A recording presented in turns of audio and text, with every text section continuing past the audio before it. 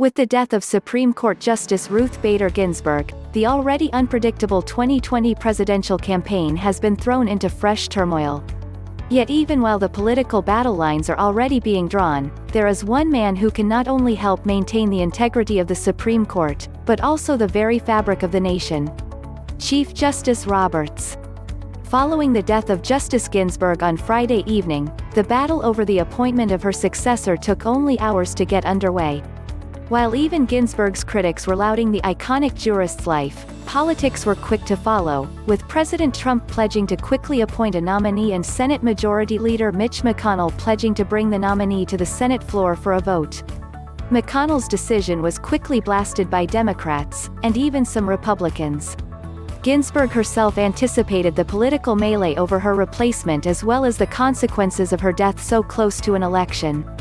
NPR first reported that in her dying days, Ginsburg's wish was for the new president to appoint her successor, dictating to her granddaughter Clara Spera prior to her death, "My most fervent wish is that I will not be replaced until a new president is installed."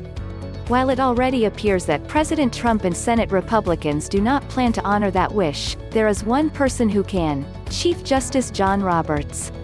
Even though Roberts loathes stepping into political debates created by the other two branches of government, he continues to demonstrate that he is an unyielding institutionalist, always concerned about the paramount role of the Supreme Court and the place it holds in American government.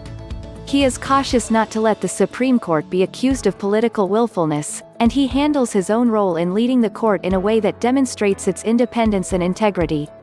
That is why it must trouble Roberts to know that a recess appointment to the Supreme Court, and perhaps approval by a lame duck Senate, would be deeply problematic at this moment of volatile political division less than 45 days before an election.